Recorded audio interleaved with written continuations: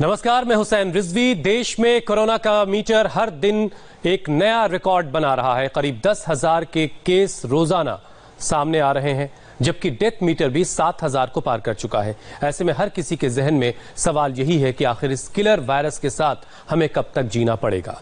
Corona आखिर कब जाएगा, इसे लेकर एक नई तारीख आई है। हेल्थ डिपार्टमेंट के 2 एक्सपर्ट्स ने एक नया मॉडल बनाया है, लेकिन सवाल है कि क्या वाकई ये मॉडल काम करेगा।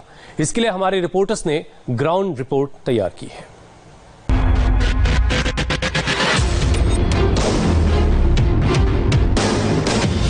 कोरोना पर आज की सबसे बड़ी खबर का रियलिटी टेस्ट।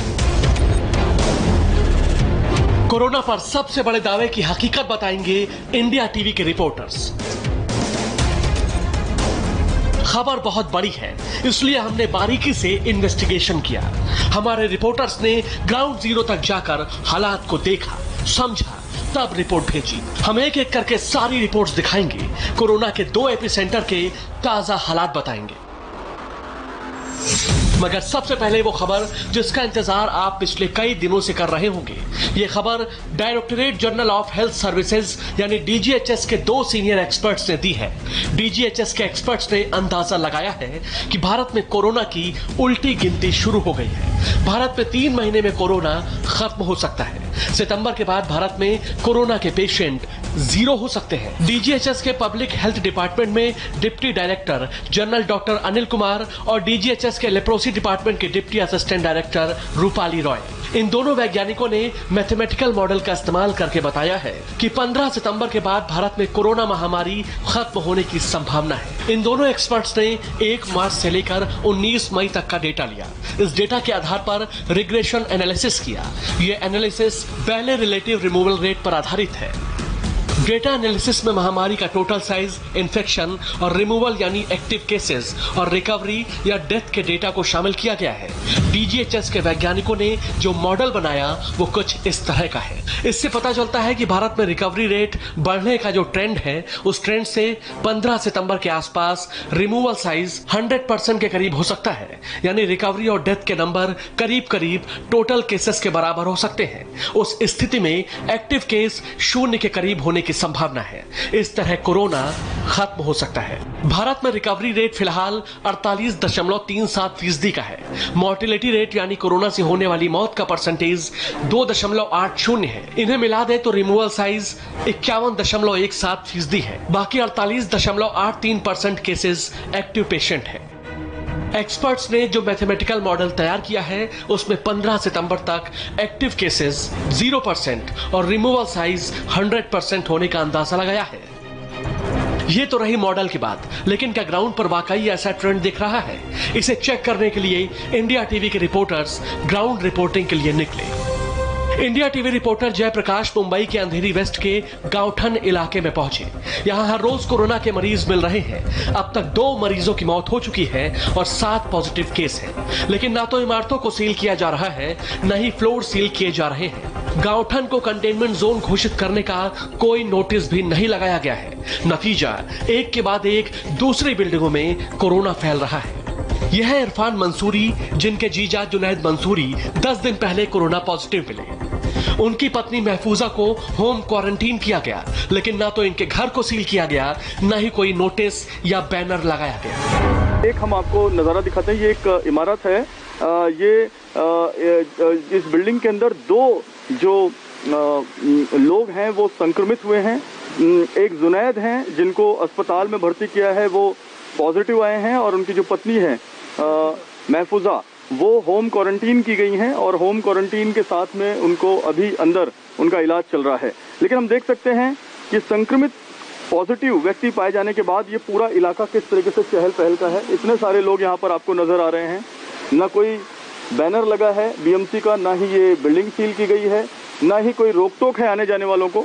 इधर मैं आपको दिखाना चाहूँगा, यहाँ पर आप देखिए, यहाँ पर जिस बिल्डिंग के अंदर कोरोना पॉजिटिव मरीज पाया गया है, उसी फ्लोर पर नीचे जो है डेयरी फार्म चल रहा है, और भी लोग यहाँ पर ग्राहक और तमाम लोग आ रहे हैं। इधर भी आप देखिए, ये तमाम जो लोग हैं वो आ रहे हैं, जा रहे हैं। जुनैद मंसूरी के कोरोना पॉजिटिव होने से पहले यहां से 50 मीटर की दूरी पर आसिया मंजिल बिल्डिंग में अनीसा शेख नाम की महिला को कोरोना कंफर्म हुआ था। अनीसा को अस्पताल में भर्ती कराया गया, लेकिन उनकी बिल्डिंग को भी सील नहीं किया गया। ये जो बिल्डिंग में संक्रमण फैला है, उसके पहले इस सामने वाली बिल्डिंग में संक्रमण फैला है। आशियाना नाम है इस बिल्डिंग का, और इस बिल्डिंग में भी एक व्यक्ति जो है वो संक्रमित पाया गया है। इस बिल्डिंग को भी सील नहीं किया गया, जिसकी वजह से जो एवेन्यू बिल्डिंग है उसके अंदर ये जो संक्रमण है वो फैला है। और इस गली और इस लेन को भी सील नहीं किया गया है। न ग्राउंड फ्लोर को सील किया गया है, न पहले माले को सील किया गया है जहाँ पर वो मिले हैं, संक्रमण के जो मरीज मिले हैं। और मैं आपको दिखाता हूँ, ये जो सामने वाली बिल्डिंग है, इसमें सबसे पहले जो है संक्रमित व्यक्ति पाया गया, जो सफ़ेद कलर की बिल्डिंग है। इस मंसूरी अपार्टमेंट इस बिल्डिंग का नाम है। और इस सफ़ेद कलर की बिल्डिंग के अंदर सबसे पहला जो व्यक्ति जो है वो संक्रमित पाया गया, जिसको सबसे पहले सील किया जाना चाहिए था, लेकिन इसके पहले मंजिल को सील नहीं किया गया, जिसके कारण ये दूसरी बिल्डिंग में संक्रमण फैला, दूसरी बिल्डिंग से तीसरी बिल्डिंग में संक्रमण फैला, और तीसरी बिल्डिंग से चौथी बिल्डिंग में संक्रमण फैला। आसिया मंजिल से 20 मीटर दूर है मंसूरी अपार्टमेंट। यहाँ रहने वाले उमर मंसूरी को 15 दिन पहले कोरोना हुआ था। उमर को अस्पताल में जगह नहीं मिली तो घर में ही क्वारंटीन में रखा गया, लेकिन उनके घर को भी सील नहीं किया गया। वो परिवार के 3 सदस्यों के साथ रहे और इलाके के लोगों से मिलते रहे। कोरोना पॉजिटिव का टेस्ट कराया गया था? जी हाँ। तो क्या रिपोर्ट आई थी? उसमें वही आया था, मतलब लंग्स में थोड़ा इफेक्ट। पॉजिटिव रिपोर्ट आई? जी हाँ। पॉजिटिव रिपोर्ट आने के बाद होम क्वारंटीन आप किए गए? होम क्वारंटीन हो गया। तो अपने आप दवाइयाँ लेके आप ठीक हो गए? हाँ जी। क्या कभी आपके घर को बीएमसी ने आके सील किया? नहीं। बिल्डिंग को सील किया? नहीं। एरिया को सील किया? नहीं, एरिया को नहीं। एरिया को भी नहीं किया। आपके अगल बगल में कोई और लोगों का टेस्ट हुआ? नहीं हुआ। आपके घर में किसी का टेस्ट हुआ? नहीं, घर में भी नहीं हुआ। घर में कितने मेंबर रहते हैं? घर में मेरे 3 मेंबर है। तीनों का टेस्ट हुआ? नहीं, घर में नहीं हुआ। तीनों का टेस्ट नहीं हुआ। बगल के किसी घर वाले का टेस्ट हुआ? नहीं। पड़ोसी का हुआ? नहीं। उमर मंसूरी की बातों से आप इतना तो समझ ही गए होंगे कि कोरोना से लड़ने के लिए तैनात की गई एजेंसियां इस बीमारी को कितना सीरियस ले रही हैं। अंधेरी वेस्ट में कोरोना मरीजों की तादाद 3000 को पार कर गई। 70 से ज्यादा रेड जोन इस वार्ड में।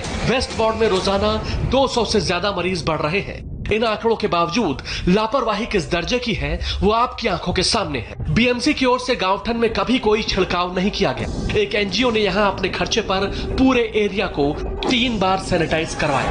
किसी का तो ऐसा है, मैं आपको एक शब्द में बोल सकता हूँ कि ये गांवठन हो या कोई भी और हम भरोसे छोड़ दिया गया है। यहाँ पे इतने केसेस हुए, ये लोगों ने अभी तक आके किसी को टेस्ट तक नहीं किया है। अगर एक को पॉजिटिव निकला तो उसके फैमिली मेंबर्स को कम से कम टेस्ट करो या रेफर कर दो, वो तक नहीं किया। इन लोगों ने बैनर तक नहीं लगाया है कि ये कंटेनमेंट जोन है या एज पर गाइडलाइन वो फ्लोर सील करना चाहिए, वो लोगों ने सील तक नहीं किया है। इवन यहाँ तक उन लोगों ने देखने का भी वो नहीं किया है, जो बीएमसी वाले होते हैं देखने तक नहीं आए।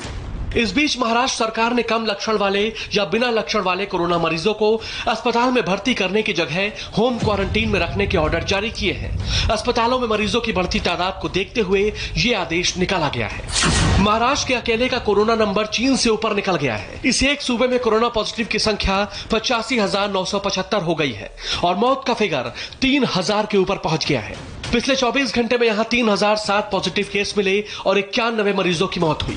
मुंबई में अब तक 48,774 कोरोना पॉजिटिव केस मिले हैं। पिछले 24 घंटे में मुंबई में 1,420 नए कोरोना पॉजिटिव मिले हैं और 61 लोगों की मौत हुई है।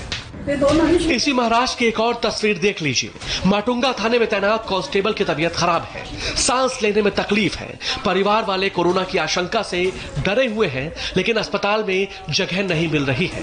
कांस्टेबल को अस्पताल में दाखिला तभी मिला जब ये वीडियो वायरल हुआ।